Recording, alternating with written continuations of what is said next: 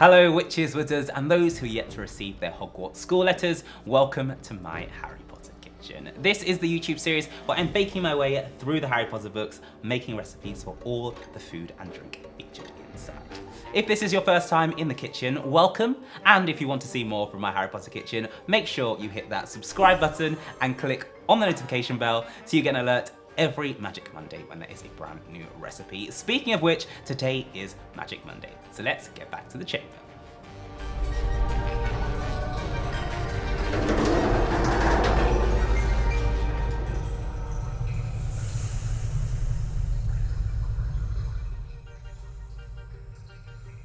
Right, so let's get back to chapter 1, the worst birthday, and see what's up next. Now, just after last week's cake recipe, Uncle Vernon is telling them all that today is a very important day, and it could be the biggest deal of his career. And just after that, I can see our next recipe. Harry went back to his toast.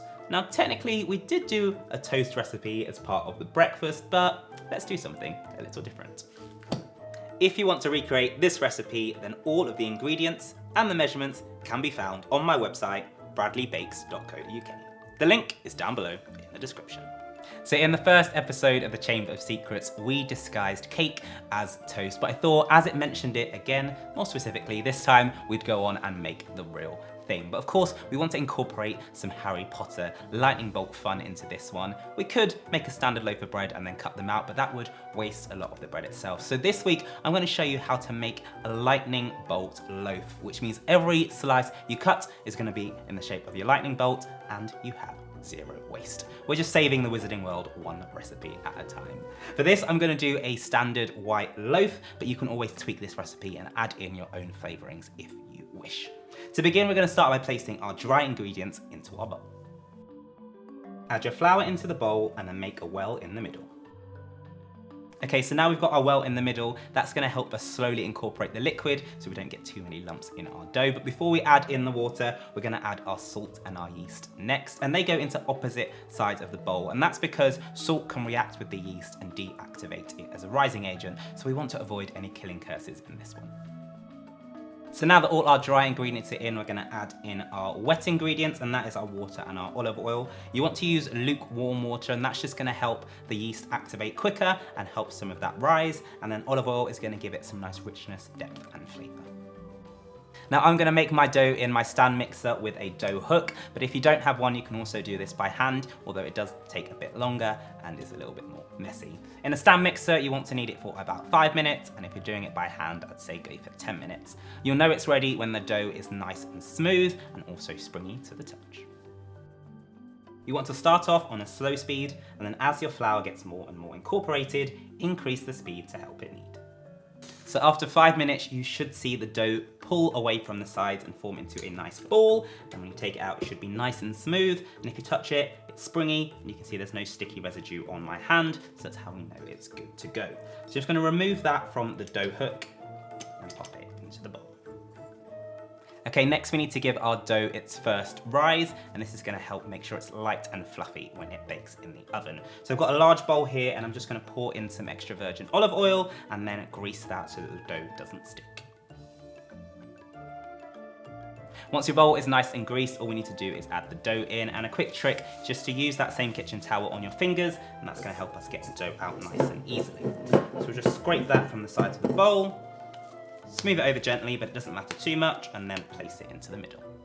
Next, we need to pop some cling film over our dough, and then we're going to place it into a warm, dry place so it can rise for an hour until it's doubled in size.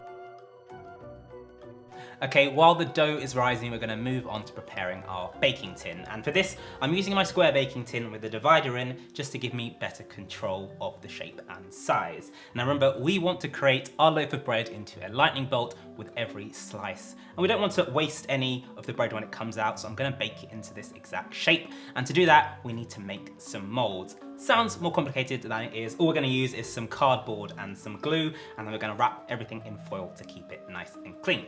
Okay, first things first, we need to measure our baking tin. So for this, all you want to do is get yourself some baking paper and measure it against the side of your baking tin, and this is what we're going to draw a lightning bolt stencil on. And you'll notice there are 3 areas here that I've shaded out, and that is what we need to create our mold out of so that it holds its shape inside our baking tin. Okay, next you want to get yourself 2 long pieces of card, and these are going to be the height and width of the whole of my baking tray, and that is what's going to be our support. And then all of the additional pieces of cardboard are going to go along the side to give us our lightning bolt shape. Take your smaller pieces of cardboard and measure them around your stencil to work out where you need to fold.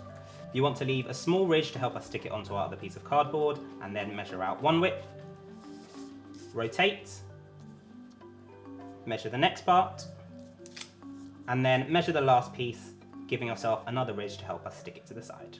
Then you just want to fold against each of these lines, keeping it as straight as possible. This is nice and easy if you've got corrugated cardboard.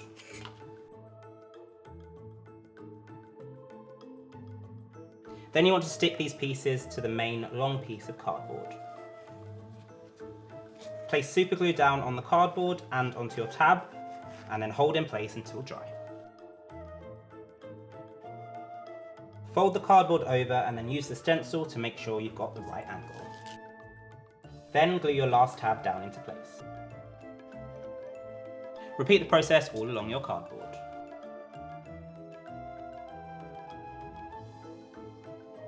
So once you've got your left and right side of your cardboard made, hopefully you'll be able to see how this is going to come together. But before we pop it into the baking tin, we want to wrap it all in some foil, and then we're going to grease that just to make sure our loaf stays nice and clean.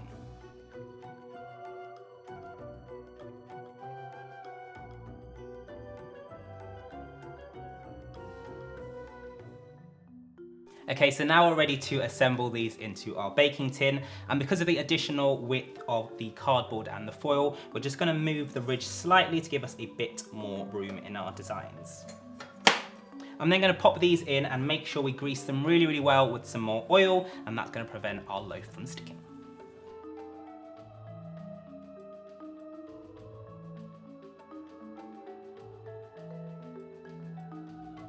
Once your dough has doubled in size, you'll know that it's ready, so we're going to knead it and then pop it into our baking tin.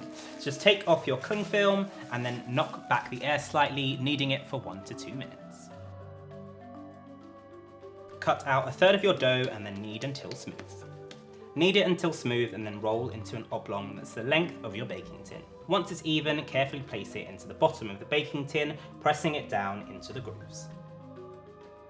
Then take 2/3 of what's left, because we need the majority of the dough for the middle of the lightning bolt, and repeat the process.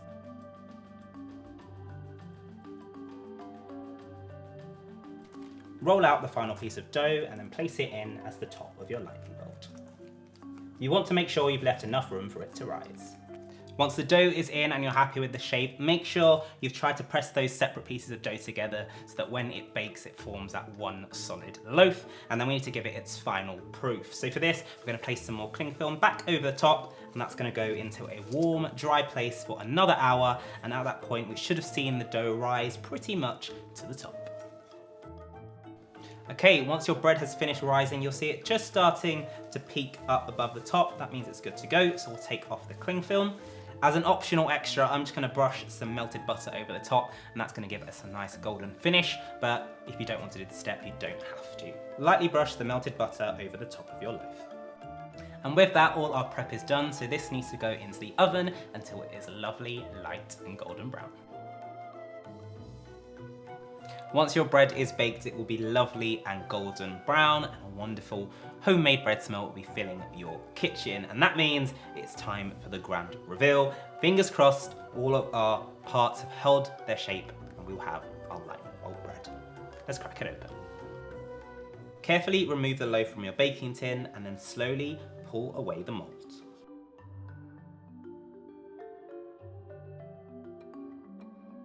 So there we go. I'm very happy with how the loaf has turned out. You might be wondering how we've managed to get this top heavy lightning bolt to stand up. Well, a little trick for you. No magic required. Just place a little shot glass underneath and then that will help the loaf stand. So now all that's left to do is slice up our lightning bolt loaf and pop it into the toaster.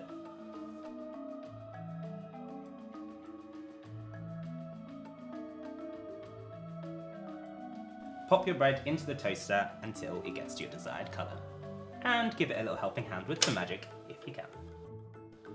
So our lightning bolt bread is beautifully toasted, it's lovely and golden, and the smell is incredible. I'm ready to tuck in, but first I'm going to put some butter on top. But of course this is your toast, so you can add any topping you feel like, whether it is jam, marmalade, or even Marmite. Let me know down below in the comments, what is your topping of choice?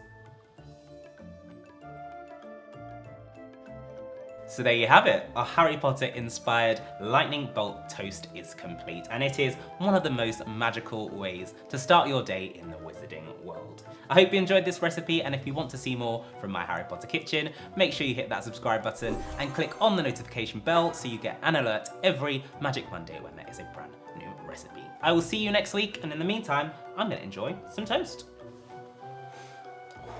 Smells like a good morning.